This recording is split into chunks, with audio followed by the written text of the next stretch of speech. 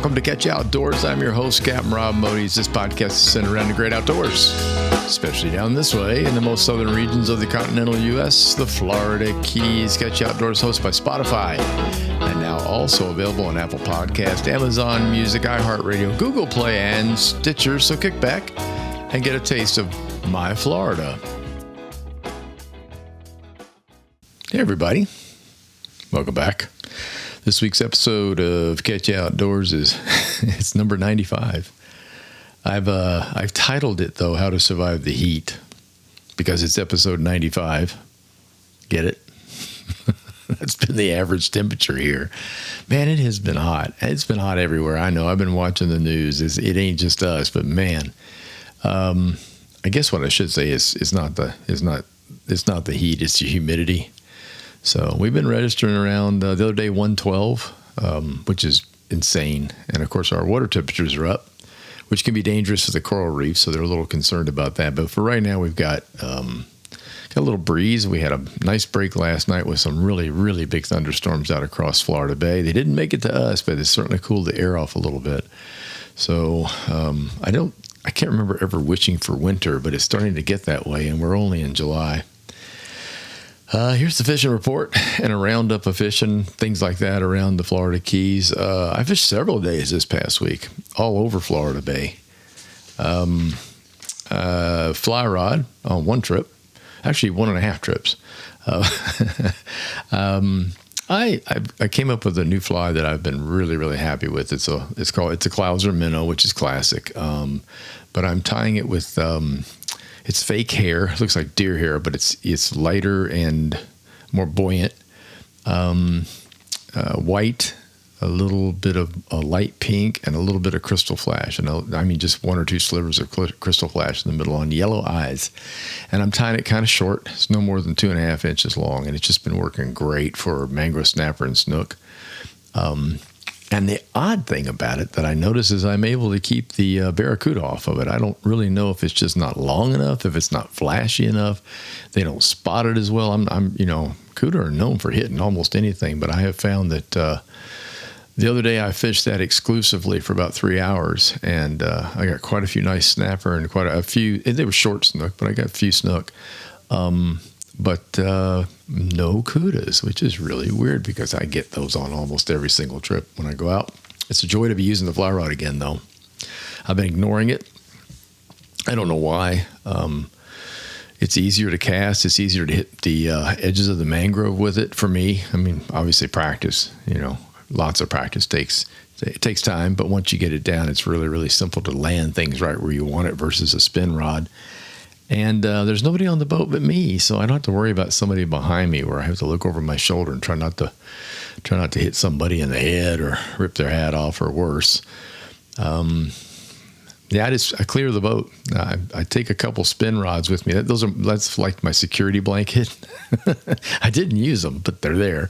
So I take them out of the holders and I lie them down on the deck, on the back deck, and just get them out of the way. Troll the motor around, and there hasn't been any wind. Normally when you fly fish from a boat, you tend to set up. You have to do wind setups. You have to figure out wind and current and how you want to drift. If you're a right-hand caster, it's obviously much easier to drift a shoreline off of your left shoulder as you cast right-handed versus trying to cast across yourself or across the boat. But the setup has been really, really easy this time around because there ain't no wind. And you get back in the back, it's pretty calm and hot, really hot. Well, I'm not kidding you. My trips have been 3 hours. I'll leave 7:30. It's right as the sun's coming up. That way I don't have to hook up all the lights on the boat and run with lights on. I'd rather just wait till the sun starts to crack and, you're allowed to run without lights on at that point. So I'll blast off and get to where I'm going in about 35 minutes and then fish for maybe 2 hours and go home. It's been crazy. The big joke around here is I'm burning three T-shirts a day or 3 fishing shirts a day, whatever it might be. The wash loads have increased dramatically.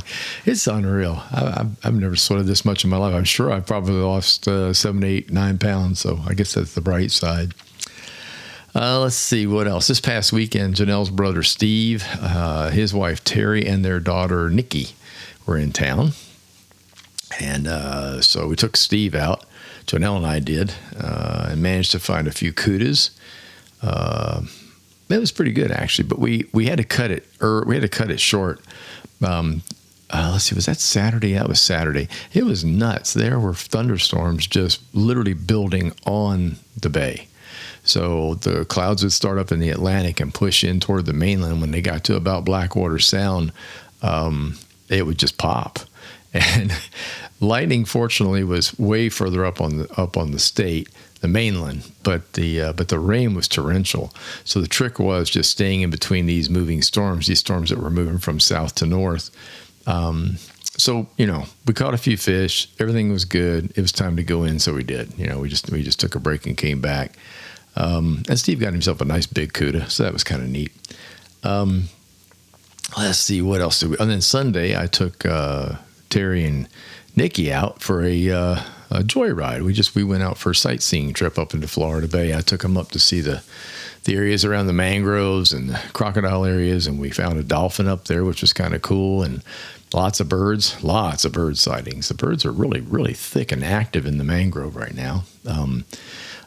So we just did this great big round robin trip from Blackwater Sound up into the creek, and then across Florida Bay, and then south toward Tavernier, and then up the Intercoastal. We came up the Intercoastal on the way home, so that was a lot of fun. I haven't done that in a while. It's almost like I'm playing captain again. So that was good. Let's see, Sunday evening, back on the water. Only this was somebody else driving. This is the captain driving.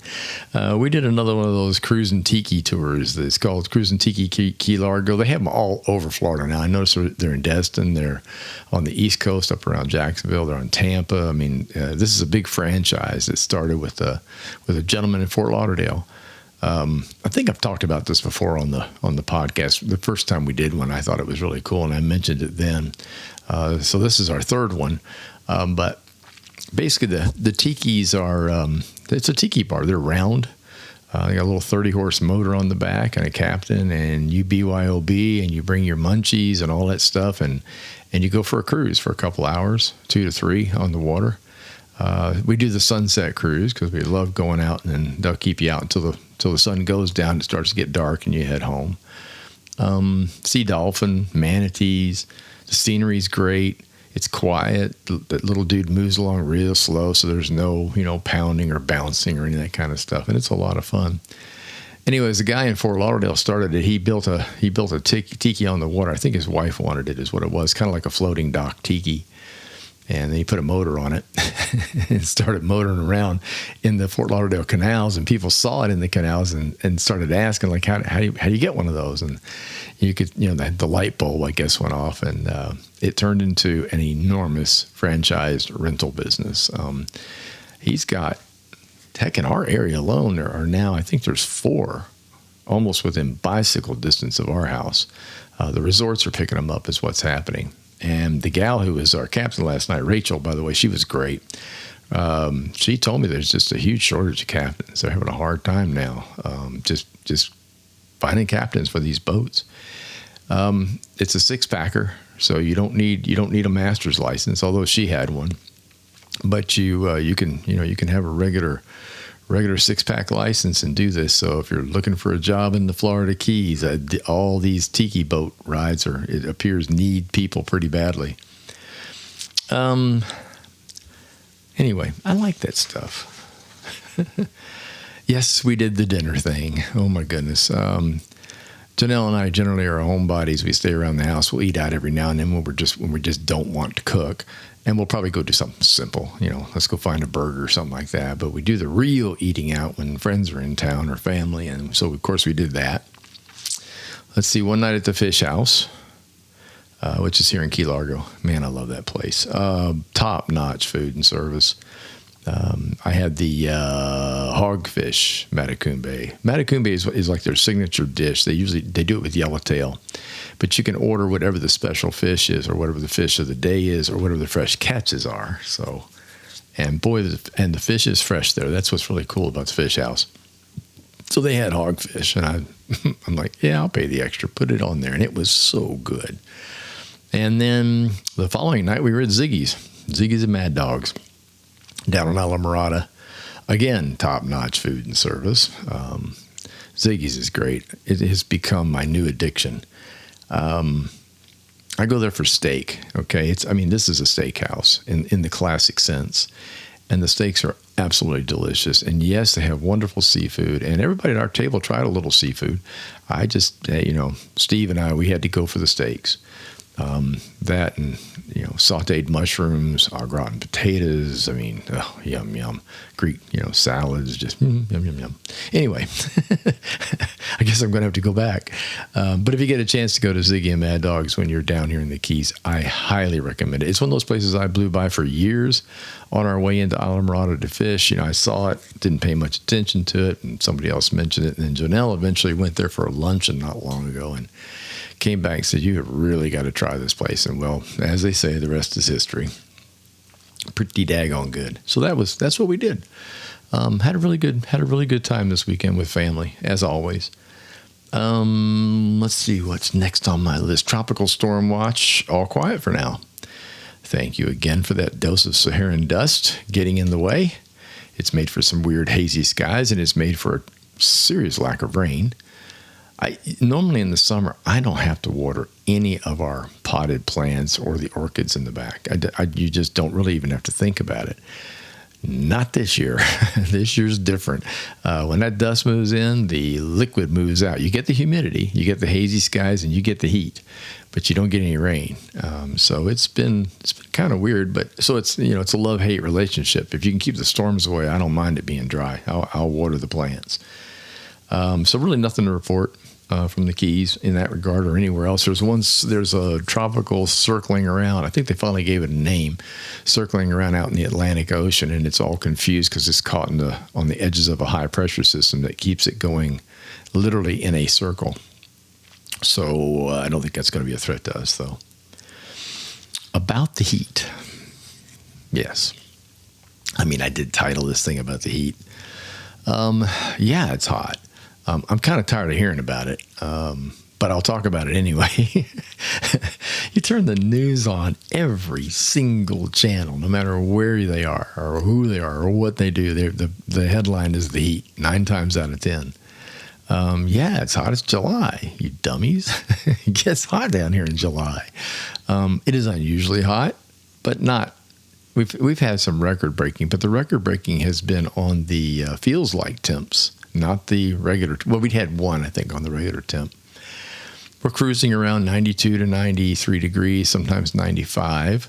Heat indexes, I think they had the highest record ever down in Marathon a few days ago at 112 degrees, feels like. Now, believe me, the feels like is real. It's not something where you go, oh, they just add that on. No, you're outside. You feel like the sun is sitting on your shoulders. It's very, very oppressive. Boating for me has been interesting. Early return, usually by 11, just before noon. Get everything out of the boat and spray it down with fresh water and then wash it in the morning. By the time noon rolls around, you are done. I'm done.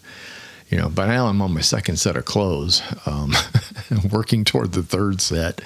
And I'm like, I'm just over it. So I go in the house and I relax and I cool off and I have a little lunch and I watch a little television and I do a little writing and I just basically park myself. And then I go out the next morning because I generally rarely ever fish 2 days in a row. I'm too old for that nonsense now. I'm not going to do it. I'll go back out in the morning and then really wash the boat, put the soap to it, soak it down real good, clean it all up, and then put the cover on. So I don't, I've had to break up my routine when I get home with the boat, but I do rinse it down with the fresh water. Got to knock the salt off it. But other than that, it's just like get in the house and forget this. The car, oh Lord, get in the Jeep, your hands will burn on the steering wheel. It's terrible, but it's July and we still have August and then we have September, and down here it doesn't usually stop until November. So we got a while. I would love to see a little break in this, in what's happening in the weather pattern. If I know most of them are not talking about that. All they're really talking about on television and the meteorology type stuff is just it's hot, and we're really sorry, but here's another heat warning for the day. The reality is just where the jet stream is sitting and where the lower edge is sitting of that. It's pushed the weather down further toward the south. There's like this high pressure dome, and it's pushed it down on top of us, and nothing can get through it. It's going to be that way for a while until it gets out of the way, and then things start to lift and things start to cool off. The biggest problem we've got down here is water temperatures in the ocean and in Florida Bay are up. It's dangerous in the ocean to coral reefs. They do not tolerate 91-degree temperatures very well. Better at 85, 86, which is where it should be. So I'm hoping it stops soon. Otherwise, we're going to have some damage to the coral, and that's the last thing we need in the Keys. They work so hard to restore the coral. So that's kind of an issue. In Florida Bay yesterday, and the day before. Oh, no, I looked at it yesterday, too, when I was out with the girls. It was like 91.2 degree water temperature. And that my transducer is about a foot underwater, roughly if you figure the boat's settled into about 11 inches or so of water. So it's just warm. I mean, that's all there is to it. So, yeah, it's kind of hot everywhere. Let's talk about how to beat the heat. Stay in the air conditioning. Yeah. Okay. So on that note, I have heard from my brother, a friend, two friends up in the Fort Myers general area and a little north of that. Who else has been on there? Oh, my friend Gary from Kentucky. All of them are struggling with air conditioning, just trying to keep the house cool. It's hard to keep it at around 80, 81, much less get it down to 76, 77. We've been really lucky. This house is new. It is completely sealed, and it's got the fancy hurricane windows and all that stuff. Our air is doing really well. It doesn't come on all the time. It comes on, it cycles like I think it should. Our bill is much lower than it was in Fort Lauderdale and way lower than it was in Fort Myers, so I'm happy about that. But if the house leaks a little bit, or if it's an older home and it leaks like a sieve around windows and doorways and stuff like that, it has been a real problem with air conditioning keeping up.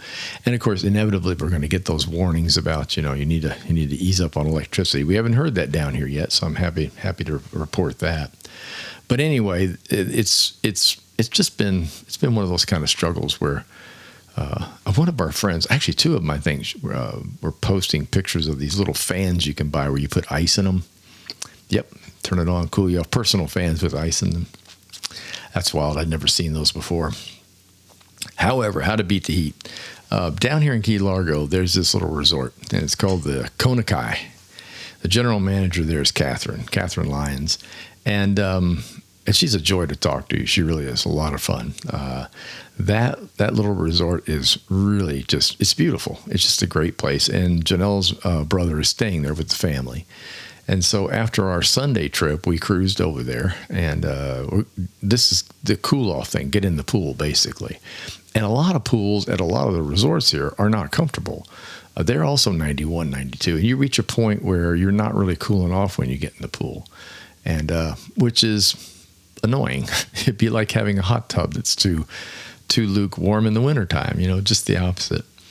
Well, let me tell you what, if you're going to come down here in the summer, book your room at the Kona Kai because they have a chiller on the swimming pool, and it was marvelous. I'm guessing middle 80s, maybe 84, 85 degree in the pool. I can't tell you how good that felt after being out on the boat and frying. Just hot. That's all there's. Just getting in that pool is a joy. And I told her, I said, she's like, isn't that cool? I go, yeah, no pun intended. It sure was. It was great. So I was really happy to see that. So Kona Kai is located in Fort Lauderdale. It's as you're heading south and you get through the main drag all the way from like all the businesses, the main stuff. And as you get down, there's a Denny's down on the highway, and she's close to that Denny's on the right-hand side on the bay side. Great little resort, cute rooms, very quiet, lots of beautiful tropical plantings on the property. So check it out. And in the dead of summer, when it's hot, she's got a chiller on the pool, and that's all that matters. Okay, here's some tips from a Florida boy that's spent an awful lot of time outside. especially in Florida summers. On board a boat for a big part of that. Number one, sunblock is important. And while it's important, water is essential.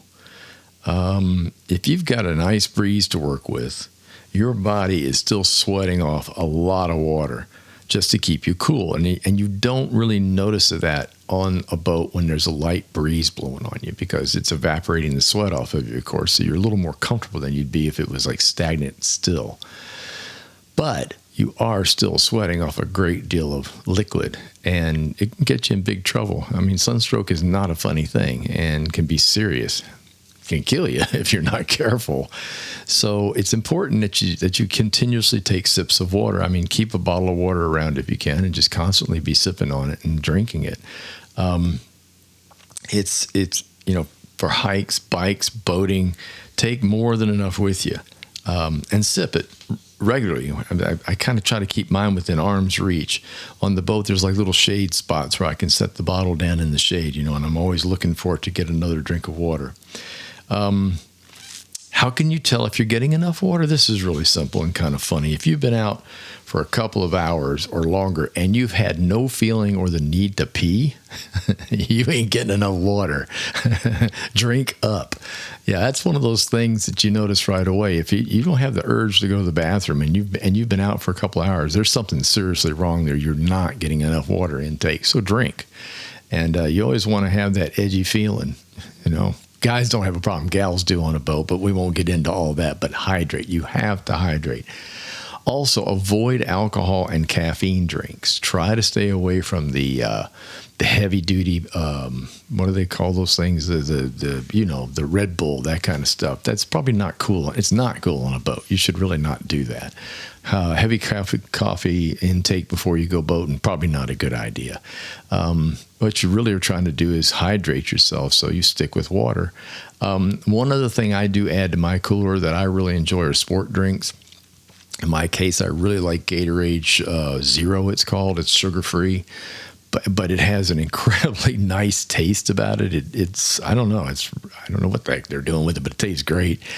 That thing they're loaded with sodium, potassium, stuff like that your body craves, that it sweats off kind of fast. And that's something that for me, it's like a supplement for me. I'll be drinking water most of the day, and then all of a sudden I'll grab one of these Zeros. And I like the little ones. I don't know if they've had these for a while or not, just since I started moving down here and boating, which has been a year now. I've been buying the little short bottles, and they stay nice and cold, and you can pretty much finish one off in one shot. So get it out of the ice in the cooler, pop it open, and drink the whole daggone thing. The large bottles, I tend to waste them. I drink a bunch of it, set it aside, and then it doesn't take long. In this heat, it doesn't take long for whatever you've set outside the cooler to warm up. Yuck. But anyway, I highly recommend a sports drink. Gatorade is my choice, but there's a whole mess of them out there now. But I'm old school, and that was the original, so I still go after that. So hats. Yeah, hats. Duh. Not truckers' hats. Okay? The truckers' hats are the ones that got the webbing in the back. No. You need something that covers your whole daggone head. You want to keep the sun off of your head. I've had all kinds of fun little things removed off the top of my head. That's not cool. You'll never believe how I got one of them. The doctor, I went in and I said, I wear a cap all the time. How can I have a basal cell on the top of my head? He said, does your hat have those little air holes in it? And if you guys and gals know what I'm talking about, every single ball cap has got those funny little holes. There's usually 3 or 4 of them in the top of the hat. And guess what lined up perfectly with my basal cell? Yep, one of those holes. So he was telling me, he says, you gotta be aware of these kind of little things like that. And you can cover those holes up. You can put little pieces of tape up in there and get rid of them. Of course, they'll stick to your hair, which is fun. Or you can find a cap that doesn't have them. That's good too. But the truckers' caps are not cool. Well, they are cool. They feel cool. But the webbing in the back, the sun goes right through it. It's not SPF or anything. So you're baking the back of your head. So please keep yourself aware of that. Probably the best thing you can use on a boat or outdoors, kayaking, hiking, whatever, are those huge broad brim straw hats. And they become real popular all of a sudden. Over the past 3 or 4 years, I'm starting to see every manufacturer that makes anything related to fishing has a giant straw hat with their advertising on the front of it. AFTCO was one I saw the other day. Bass Pro's, everybody's got them. Those are great. Find one that fits you. Go to the store and try them on. Most of them are fitted. They're not one size fit all, and they don't have the little band or stretchy thing like a ball cap has, or the little clip in the back. So you're going to have to try them on and find the one you like. But I got to be honest with you, it really helps keep the sun off. There's a reason that you see all those guys working out on the farms, working in the fields, the people down here who pick all of our fruits for us, tomatoes. So there's a reason they wear those things. It shades your shoulders. It gives you a pretty good batch of shade that knocks that sun down quite a bit. So go out and check those out. And they are not expensive. You can get a really, really good one for under $40. And even if you spend more than that, well, I wouldn't, but anyway, you could. And there's inside time. That's what I call it. I know this is common sense for Floridians. It really is. Most of us clearly understand, but it may not be for our visitors. The hottest part of the day is just afternoon till the sun sets. So you've got this murderous moment around 3 p.m. It's just hard to even imagine what it feels like if you're standing still without any breeze at 3 o'clock in the afternoon. It's like a weight's on your shoulders. It's terrible. So I personally avoid anything after 1 o'clock all the way to sundown. Right. Well, not, sundown right now is what, 8:15, 8:13 in the evening right now. It's up until about 7:15 or so. It starts to get more comfortable then. You don't feel the beating down heat on your shoulders. So go inside, take a break, take a nap. Go inside and have an ice cold bottle of water or Gatorade, re-nourish yourself, have a sandwich, kick back, watch a little television, take a nap, take a break from the heat, and it'll be a lot better in the evening for you. You'll be able to actually go out and do something, go out to dinner, do like the sunset tiki trip like we did, things like that. If you just slow down in the middle of the day. There's a reason people down in South America have siesta. I mean, there is, and that's one of the main reasons. It's just too damn hot to do anything in the middle of the afternoon. Now, all that talk about heat and all that talk about protecting yourself, guess what's coming up? I mentioned it last week. I'm going to mention it again because it's right around the corner now. Yep, lobster mini season. Sports season, as it's technically called by the FWC, Fish and Wildlife Commission, but mini season is what the local folks have called it that for quite a while.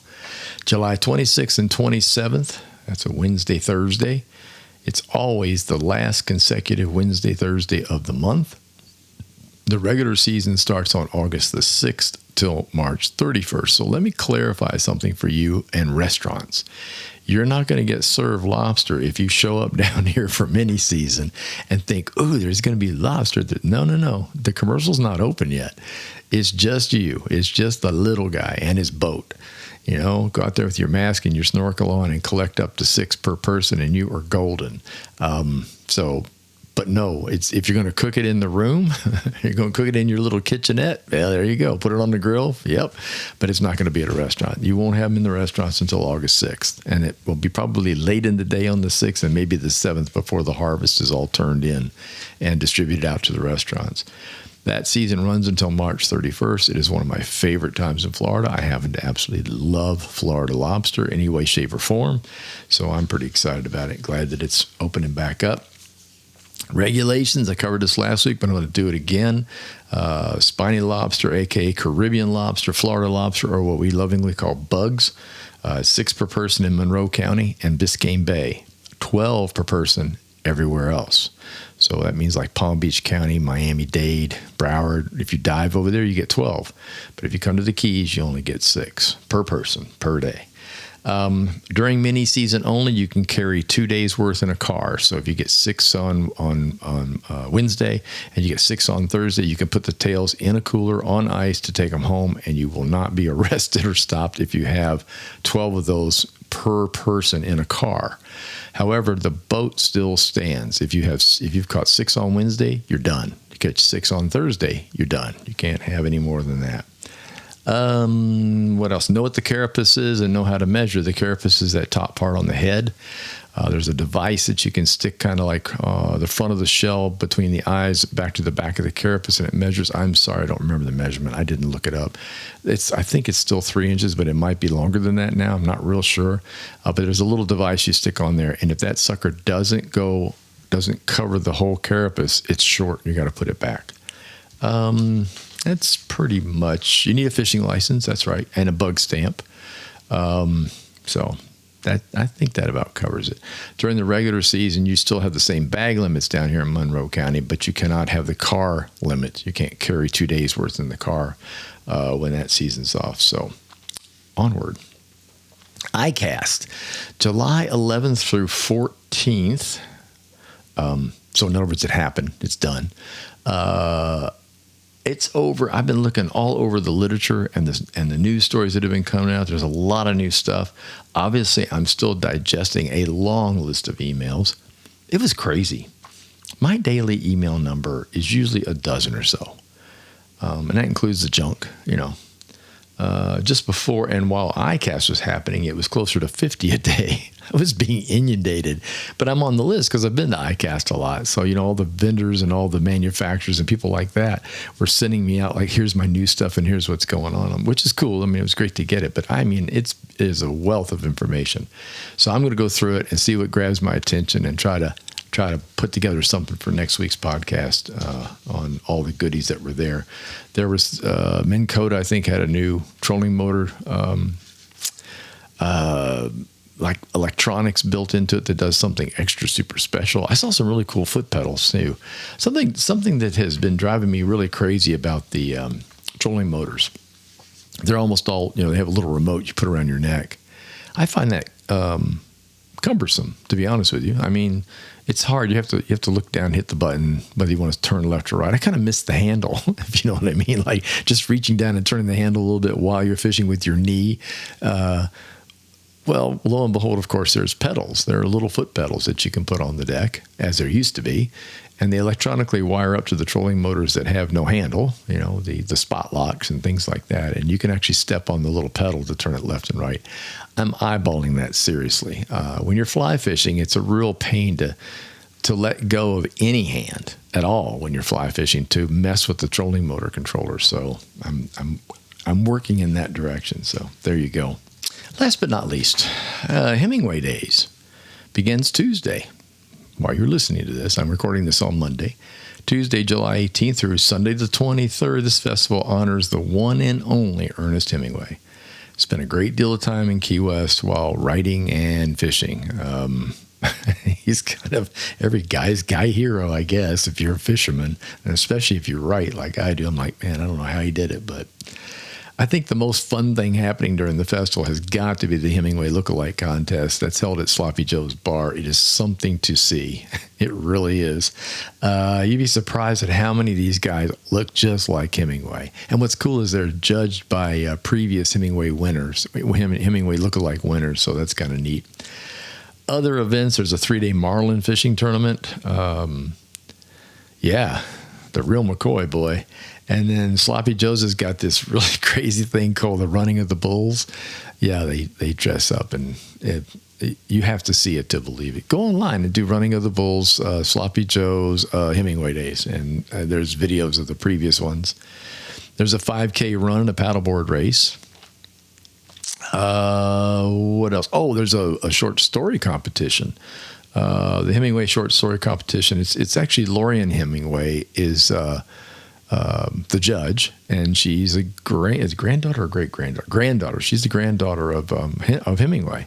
And so they've put together this short story competition.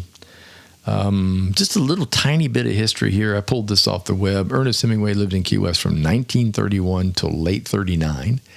He penned the classics there, including For Whom the Bell Tolls and To Have and Have Not. To Have and Have Not is seriously one of my favorite books. He did that in a small little writing studio back behind his house on Whitehead Street. Every time I go there, I have to go and look at that little room. It's very inspirational for me. Just staring at the typewriter is enough to kind of get me, goosebumps, I guess is the best way to describe it. It's really, really it's really cool. Plus, I just love that property. The house is kind of a colonial style, wraparound porches.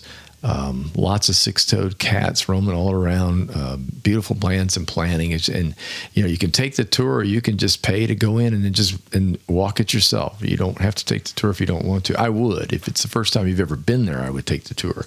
You'll learn a lot about the house, Hemingway in Key West, which is pretty cool. Yeah, well, if you haven't guessed, there's always something going on in Key West and always something going on in the Florida Keys. So come on down, enjoy yourselves. And, summer will be over before you know it. It really will. All the kids will have to go back to school and all that happens. So get down here while you can and have a little fun.